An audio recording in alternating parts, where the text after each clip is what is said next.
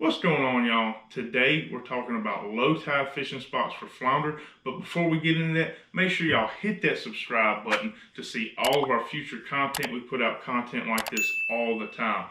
Also, be sure to check out our Patreon page. Right now in the month of August, we're talking about the approach. So on our Patreon page, we're talking about breaking down points, ledges, flats, grass lines, and I'm going to show y'all how I go about approaching those areas to maximize my efforts on the water and catch more fish. So without further ado, let's go ahead and dive onto Google Earth and talk about low tide fishing spots for flounder. Alright, y'all, diving into it, we're going to talk about 3 areas that are going to hold flounder during a low tide. And the first area that I want to talk about is rock jetties. I have Dolphin Island pulled up right here. If you're around the Mobile Bay area, you know exactly where I'm at, or at least you should. But we're going to talk about rocks, okay? So you got the airport rock jetties here, and then you got rock jetties all around Dolphin Island, especially lining the island coming down off of Dolphin Island Parkway. But during a low tide, what happens is, so you have all these rocks right here, right? In a high tide, it flushes all that bait deep into these rocks, okay? Well, what happens is when that low tide starts to pull, it starts to suck all this bait out from around these rocks, this, that, and the other. Well, these rock jetties prevent this water from coming in here and washing out this area, right? That's the purpose that it serves.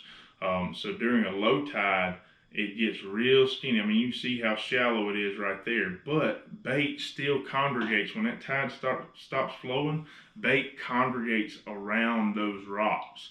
And it's just the perfect area for flounder to ambush mullet and shrimp and whatnot.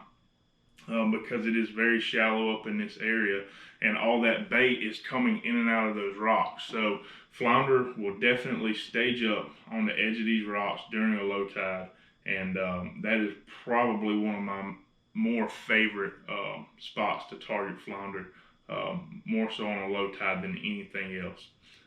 I almost guarantee you that if you go out on the low third of the tide cycle, you will hook up on flounder. Alright, so the next area we're going to talk about is bridges.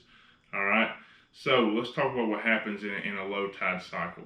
Alright, so first off, high tide, all this grass around and all this marshy area gets flooded, okay? So all this mullet gets in here, goes up in this grass. Well, when your tide starts pulling out, that bait can't stay in that grass because that tide is pulling on them. And once they get tired, they're going to get flushed out.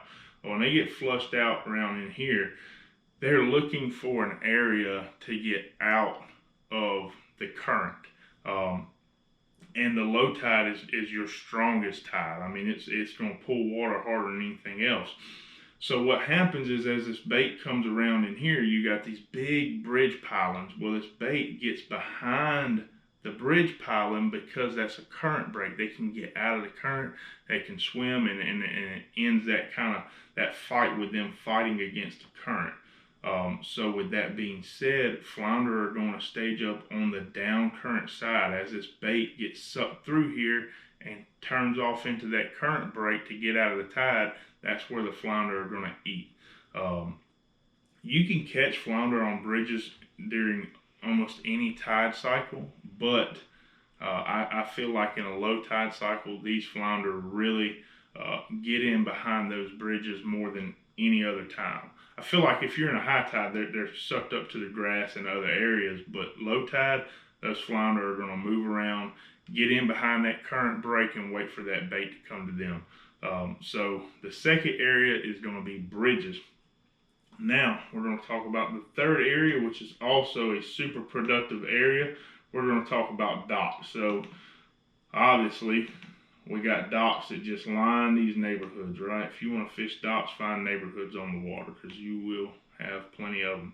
So, you got all these docks around in these neighborhoods. Now, for the same reason that bridges are, productive in a low tide, it's the same reason docks are. All right, it's a big piece of structure that when the current gets to flowing, that bait can get in behind those pilings and get out of the current. And when they do that, that's when the flounder are going to strike. especially if you're on Dolphin Island, areas like this that just kind of funnel that tide even harder. Oh man, I mean, it's almost guaranteed. But yeah, that's pretty much it, y'all. That's 3 areas that I would look to target flounder on a low tide. I hope this video was helpful for y'all. If it is, make sure y'all hit that like button, comment with any questions, subscribe, and we'll see y'all next time.